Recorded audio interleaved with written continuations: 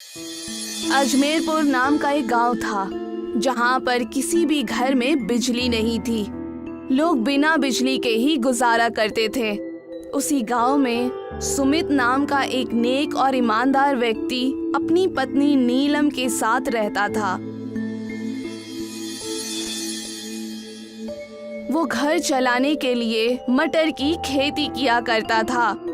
सभी के गांव में बिजली रहती है, बस एक हमारा ही गांव है जहां पर कि बल्ब भी नहीं जलता है। हकीकत कहती हो भाग्यवान, हमने कितनी बार सरकार को इस मामले पर लिफाफे डाले हैं, लेकिन उसका कोई जवाब नहीं आया। इसीलिए प्रधान ने गांव में एक पंचायत रखी है। सुमित और गांव के सारे लोग प्रधान की बैठक में आते हैं और प्रधान इस समस्या पर चर्चा करने लगते हैं। जैसा कि आप सभी को पता है कि हमारे कस्बे की बिजली की दिक्कत के लिफाफों का कोई जवाब नहीं आ रहा है, तो अगर आप लोगों के पास इस दिक्कत का कोई रास्ता हो तो बताइएगा। मेरे पास एक रास्ता है। मुझे लगता है कि हम सबको थोड़े थोड़े पैसे निकाल कर खुद ही कस्बे के लिए बिजली का टावर बनाना चाहिए। तुम हकीकत कहते हो, मैं भी इस मामले में सोच रहा था। मैं आज ही जाकर ठेकेदार से बात करता हूँ। प्रधान सुमित को लेकर ठेकेदार के पास जाते हैं। ठेकेदार जी, जैसा कि आप जानते हैं कि हमारे कस्बे में बिजली की बहुत दिक्कत है, इसकी वजह से हम आपके पास आए हैं। अब इसमें आपकी मैं क्या मदद कर सकता हूँ? हम चाहते हैं कि आप कस्बे की बिजली की दिक्कत के लिए बिजली के टावर इस कस्बे में बनाएं। अब ठीक है, वो तो बना दूंगा, लेकिन मुझे सारे पैसे काम शुरू होने से पहले ही देने होंगे। देखिए, हमारे पास इतने पैसे तो नहीं है, मगर हम आपको अभी थोड़ा देकर बाद में थोड़ा थोड़ा करके आपके सारे पैसे चुका देंगे। नहीं नहीं, ऐसा नहीं चलेगा। मैं काम तभी करूंगा जब आप मुझे पूरे पैसे देंगे, नहीं तो रहो अपने अंधेरे कस्बे में। देखिए, एहसान करके हमारी मदद कीजिए, थोड़ा तो हमारे कस्बे के बारे में सोचिए। नहीं नहीं, निकलो यहाँ से। मैं क्यों इस कस्बे के बारे में सोचूं? जाओ यहाँ से। पता नहीं कहाँ कहाँ से चले आते हैं। जब पैसे होंगे तब आ जाना, तब तक अंधेरे में जियो जैसे अब तक जी रहे थे। ये सुनकर सुमित और प्रधान को बहुत दुख होता है। अब हम क्या कर सकते हैं प्रधान जी? अब हमारे पास कोई और रास्ता नहीं है सुमित, सिवाय अर्जी लिफाफा सरकार को भेजने के। सुमित और प्रधान निराश होकर अपने अपने घर चले जाते हैं। जब सुमित घर पहुंचता है तब उसकी पत्नी नीलम उससे कहती है, क्या हुआ जी, आपका मुंह क्यों लटका हुआ है? कुछ नहीं भाग्यवान, बस कस्बे की बिजली को लेकर थोड़ा फिक्र में हूँ। भला चिंता करने से कोई मुश्किल हल हुई है क्या? ऊपर वाले पे यकीन रखिए, वो जरूर हमारी मदद करेंगे। तुम ठीक कहती हो भाग्यवान, मुझे फिक्र नहीं करनी चाहिए। चलो मैं निकलता हूँ, फिलहाल अपने खेत पर जाकर मटर निकालता हूँ, नहीं तो आते वक्त कुछ दिखाई नहीं देगा। ये कहकर सुमित अपने खेत पर चला जाता है। जैसे ही वो अपने खेत को जोतना शुरू करता है, वैसे ही वहाँ पर एक स्त्री प्रकट होकर उसके पास आती है और कहती है, मैं जानती हूँ कि तुम उदास क्यों हो। गांव में बिजली ना होने के कारण तुम उदास हो, है ना? आप कौन हैं और कहाँ से आई हैं? मैं छुपे हुए कबीले से हूँ जो आम इंसान से छुपे रहते हैं। मैं तुम्हारी कुछ मदद कर सकती हूँ, जिससे तुम्हारे गांव से बिजली की समस्या दूर हो जाएगी। क्या सच में ऐसा हो सकता है? हाँ, क्यों नहीं। वो स्त्री अपनी पोटली में से कुछ मटर के दाने सुमित को देती है और कहती है, इसे अपने खेत में गाड़ दो। ये कोई ऐसा वैसा मटर का दाना नहीं है, ये हमारा कबीला जो खुफिया पहाड़ के नीचे है, मैं वहाँ से जमा करके लाई हूँ। ये तुम्हारी मदद करेगा। इतना कहकर वो स्त्री गायब हो गई और सुमित उस मटर के दानों को खेत में बो देता है। और जैसे ही अगला दिन होता है, वैसे ही उस खेत में बड़े बड़े मटर उग जाते हैं। और जैसे ही सुमित मटर छीलता है, वो मटर के दाने बल्ब की तरह जलने लगते हैं। ये सारी चीजों को देखकर सुमित प्रधान को बुलाकर सारी बात बताता है। प्रधान जी, ये देखिए, मेरी मटर की खेत में से जो मटर उग रहे हैं वो बल्ब की तरह चमक रहे हैं। ये तो चमत्कार है। एक काम करते हैं, इसे घर में लगा कर देखते हैं। सुमित चमकते हुए मटर को बल्ब की तरह प्रधान के घर पर लगा देता है और पूरे गांव में उजाला हो जाता है। ये तो कमाल हो गया। अब हमारे कस्बे में रोशनी की कोई कमी नहीं होगी। और उस मटर की मदद से सुमित उस गांव में बिजली ला देता है, पर ये बात ठेकेदार को हजम नहीं होती। फिर एक दिन ठेकेदार गांव के एक व्यक्ति दुष्यंत को बुलाकर उससे पूछता है, अरे दुष्यंत, तुम्हारे कस्बे में ये सुमित बिजली के मटर कैसे बेच रहा है? उसके खेत में जो मटर उगते हैं ना, वो सभी बल्ब जैसे चमकने वाले मटर निकलते हैं और वो पूरे कस्बे को अपने खेत में से ये मटर बेचकर बहुत पैसे कमा रहा है। और तो और दूसरे कस्बे में भी अपने मटर की बिजली बेच रहा है। ये सुनकर ठेकेदार सुमित से मिलने गांव में जाता है।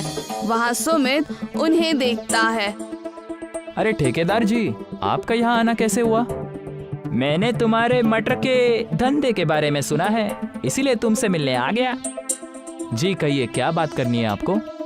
मैं तो बस सिर्फ तुम्हारा साथ मांगने आया था। मेरे साथ हाथ मिला लो सुमित, दोनों साथ मिलकर धंधा करेंगे। तुम्हारे मटर और मेरा दिमाग और तजुर्बा जब मिल जाएंगे तो हम दोनों मिलकर बहुत पैसे कमाएंगे।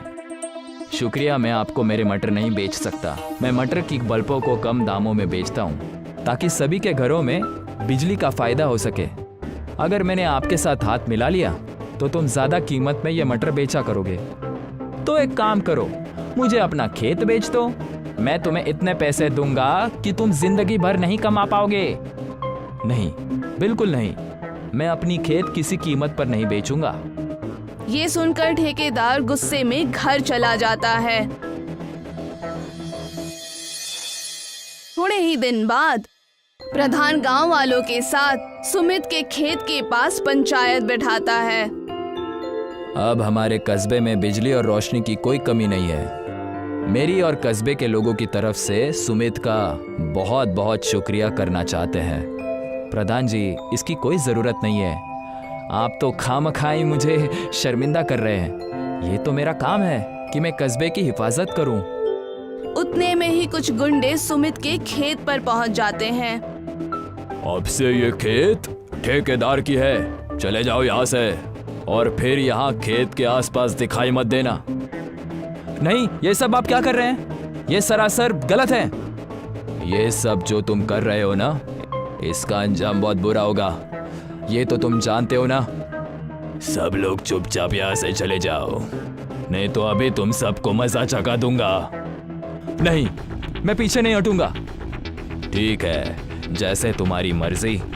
ये कहकर दोनों गुंडे खेत को तबाह करने जैसे ही खेत के पास आते हैं, वैसे ही उन दोनों गुंडों को एक भयानक शॉक लग जाता है, जिससे कि वो लोग वहीं गिर जाते हैं। और वो स्त्री वापस प्रकट हो जाती है और कहती है, इस मटर की ये खासियत है कि जो कोई भी इसे बुरी नीयत से छूता है, ये मटर उन्हें भयानक बिजली का झटका देती है।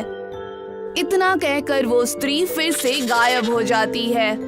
ठेकेदार की बुरी नजर इस खेत पर है। वो जरूर आगे भी कुछ करने की कोशिश जरूर करेगा। फिक्र मत करो, हम आज ही कस्बे के दरोगा के पास जाकर इसके बारे में कंप्लेंट करते हैं। प्रधान और सुमित दोनों ही दरोगा के पास जाकर ठेकेदार की शिकायत करते हैं। आप सब फिक्र मत कीजिए, अगली बार जब वो ठेकेदार कस्बे में आए तो मुझे बुला लीजिएगा, फिर देखता हूँ उस ठेकेदार को। जी, आपका बहुत बहुत शुक्रिया। ये कहकर ही दोनों पुलिस थाने से बाहर निकलते हैं और दूसरी तरफ दुष्यंत जाकर ठेकेदार को गुंडों के साथ जो कुछ हुआ वो बता देता है। क्या? ये कैसे मुमकिन है? अब तो मैं इस खेत को पूरी तरह से तबाह कर दूंगा। जी साहब, जैसे ही आपके भेजे हुए गुंडे उस खेत के पास पहुंचे, वैसे ही उनको बिजली के झटके लगने लगे। मुझे नहीं लगता कि ये इतना आसान होगा। लगता है मुझे ये काम खुद अपने हाथों से करना पड़ेगा। आप क्या करने की सोच रहे हैं मालिक? आज रात को ही मैं बुलडोजर लेकर उस खेत को पूरा सफाचट कर दूंगा। ना रहेगी खेत और ना बेच पाएगा वो सुमित मटर की बिजली। जैसे ही रात होती है, ठेकेदार रोलर चलाकर गांव में ले आता है और जैसे ही वो खेत पर रोलर चलाने की कोशिश करता है, उसे जोर का बिजली का झटका लगता है और वो अपने रोलर से नीचे गिर जाता है। और वैसे ही वहां पर प्रधान और सुमित गांव के दरोगा के साथ खड़े मिलते हैं। क्या हुआ ठेकेदार साहब? आपकी दाल शायद गली नहीं। तुम्हें कैसे पता चला कि मैं आज रात यहाँ आने वाला हूँ? जब तुम्हारे गुंडे खेत को नुकसान पहुँचाने के लिए यहाँ आए, तभी हमें पता चल गया था कि कोई हमारी बातें तुम तक पहुँचा रहा है। प्रधान जी, मुझे दाल में कुछ काला जरूर लग रहा है। कोई तो है जिसने सारी बातें ठेकेदार तक पहुँचाई हैं। हाँ, कस्बे वाले ये कह रहे थे कि दुष्यंत उन्हें ठेकेदार के घर आते जाते दिखाई देता है। प्रधान और सुमित दोनों ही दुष्यंत का पीछा करते हैं और उसे ठेकेदार के घर जाते हुए देखते हैं। और जैसे ही वो घर से बाहर आता है, सुमित और प्रधान दुष्यंत को पकड़ लेते हैं और दुष्यंत ठेकेदार की सारी चाल सुमित और प्रधान को पहले ही बता देता है। समझे ठेकेदार साहब कि हमें कैसे पता चला? अब जेल में मटर छिलते रहना। उतने में ही दरोगा अपने इंस्पेक्टर से कहता है, गिरफ्तार कर लो इस ठेकेदार को। दरोगा ठेकेदार को गिरफ्तार कर लेता है और जेल में डाल देता है। जैसलमेर नगर में टूरिस्ट प्लेस के पास समीर अपनी अम्मी के साथ एक झोपड़ी में रहता था। वो अपने अब्बू के गुजर जाने के बाद बेहद गरीबी की जिंदगी बिता रहा था। वक्त बीतने पर समीर धीरे धीरे बड़ा होता है और फिर जब वो 15 साल का हो जाता है। अम्मी, क्या हम लोगों का इस दुनिया में कोई नहीं है? ना ही हमसे कोई रिश्तेदार मिलने आता है और ना ही हमें कोई फोन करता है। बेटा, है तो बहुत लोग, लेकिन सिर्फ कहने के लिए। कहते हैं ना, सुख के सब साथी हैं, पर दुख में कोई साथ नहीं देता। अम्मी, मेरे सब दोस्त कहते हैं कि तुम्हारा तो इस दुनिया में कोई भी नहीं है। तुम लावारिस हो। नहीं बेटा, मैं हूँ ना तुम्हारे लिए। तुम परेशान मत हो, हमारे दिन जरूर बदलेंगे। फिर उन लोगों को तुम भी जवाब दे पाओगे। हाँ अम्मी, सही कहा आपने। चंपा लोगों के घरों में काम करके 2 वक्त की रोटी जुटा पाती थी। समीर इस बात से बेहद परेशान होता है। फिर एक दिन वो नदी के किनारे बैठकर सोच रहा होता है। तभी वो नाव की सवारी कराते लोगों को देखता है, तो वो भी ये करके पैसे कमाने की सोचता है। अरे चचा, मुझे भी ये नाव चलानी है और पैसे कमाने हैं। हाँ तो नाव खरीद के ला और चला। अरे चचा, इस नाव को खरीदने में कितने पैसे लगते हैं?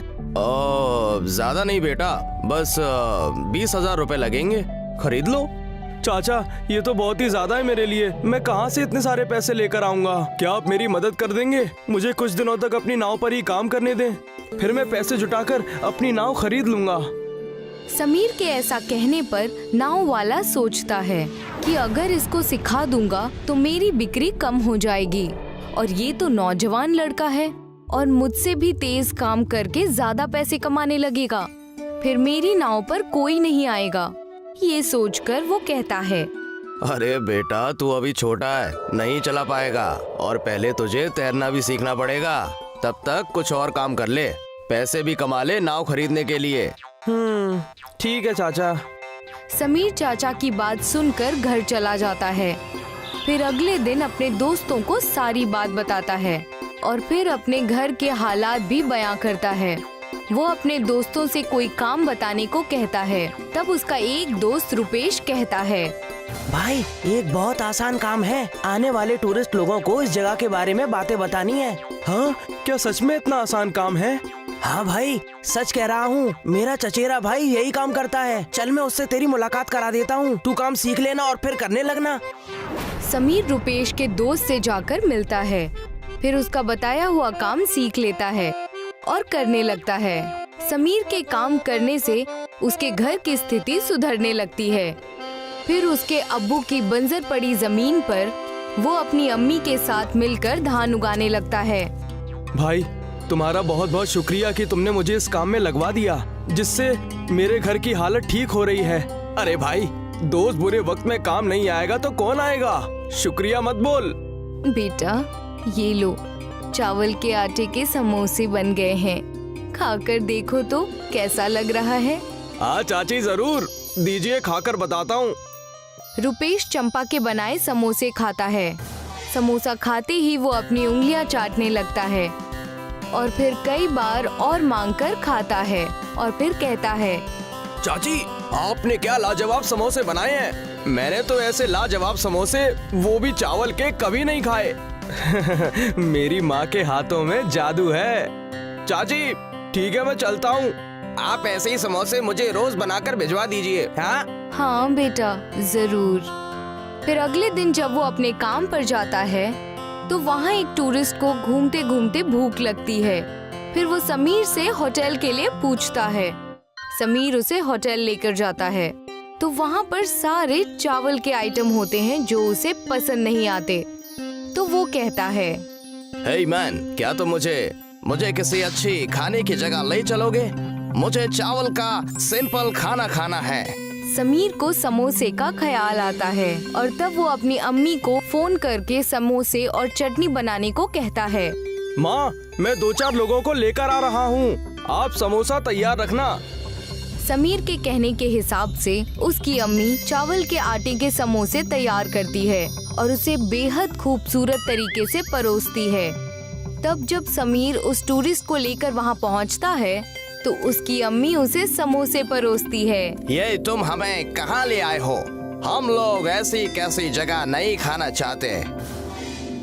सॉरी जनाब, पर आप लोग परेशान ना हो, ये मेरा अपना घर है और आप लोग एक बार मेरी माँ के हाथों के समोसे खाकर देखें, फिर आपको कोई भी परेशानी हुई तो सबकी जिम्मेदारी मैं ही लूंगा। हाँ साहब, और आप लोगों का मन हो तभी हमें पैसे दीजिएगा, नहीं तो पैसे दिए बिना ही चले जाइएगा। ठीक है, तुम इतना कह रहे हो तो हम खा लेते हैं, फिर देखते हैं हमें क्या करना है।